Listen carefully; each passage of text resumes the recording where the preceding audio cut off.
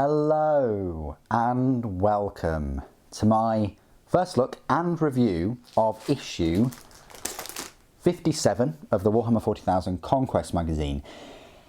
Unfortunately, this is the weakest issue out of all four for this month. And I say it's the weakest issue because it only contains 2 paints.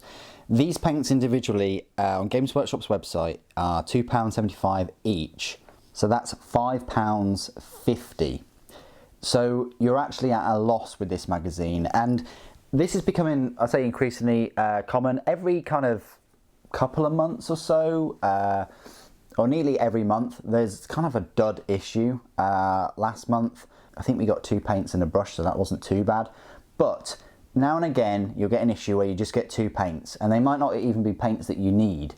So not only are you not getting your money's worth for that issue, you're also actual value from subscription as an individual has dropped too. So yeah, this is the weakest issue. Luckily though, the other issues are pretty good. So let's have a look at this issue itself, and then we'll open the paints and lick them and you know, give you a review of how they taste. No, I certainly won't, although they do look quite delicious. Okay, so issue 57. You've got Raven Guard, which apparently are like one of the strongest Space Marine chapters now. You've got Legacy of Secrecy, so a little bit of lore and backstory behind them. Space Marines Stern Guard Veterans. There they are. Look really good. I really like those models, Stern Guard. Demons of Nurgle, Kugath Plaguefather. There he is. Absolutely awesome with the laboratory. That artwork there looks very similar to the Forge World Greater Demon. Obviously Games Workshop do a plastic Greater Demon now of Nurgle, which I'd strongly recommend you get if you've got any interest in Death Guard or Nurgle.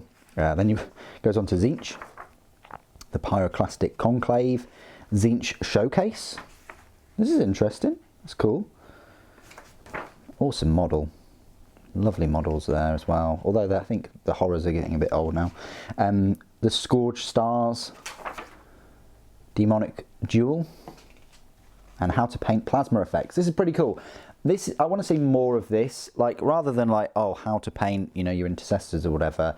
In this magazine, I think I had wished that they'd branch out and include some of the things that they've got on the Warhammer TV, like little tips and tricks, you know, and then you could just go back to your paint section in your file and go, oh, I want to do this effect or that effect, and this is basically how they do it.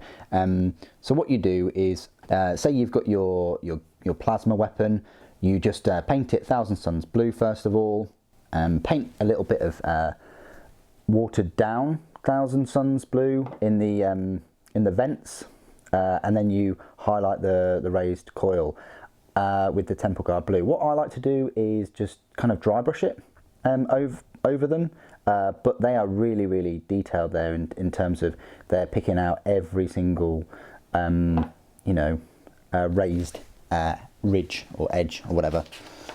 It goes on to show you how to do it. Look, they do a bit of dry brushing there, I think. Yeah, dry brushing the metal edges around the coils. So they dry brush around the edges to get that glow effect. You know, so that's really cool. And obviously, yeah, clearly the thermic plasma regulators, they do that too. Scorched Earth, so a nice little plasma mission, plasma harvest. So this issue is all about your plasma. Brilliant. And then a little look at the next 2 issues. The Space Marine Attack Bike, which I'll be doing a unboxing very shortly, and then more reinforcements. You get 2 more Hell Blasters, 2 more Intercessors, and the Inceptor. Now, yeah, at this point when you see these models, and obviously you've seen the previous issue 56, they are kind of drip feeding you the Dark Imperium box set, which isn't that bad, but the Dark Imperium box set was quite decently priced already. In a way, this kind of drip feeding does work too, because it allows you to get those models, you know, from the set month on month and slowly build up the force and have enough time to paint and things like that. Whereas if you just bought the box set, you'd be, you know, you're overwhelmed with the number of models and things to build and to paint and to get ready. So this might work better for your own hobby preferences. As I said before, I think it's like one of the weakest issues, although it gives you some nice tips on how to paint plasma effectively.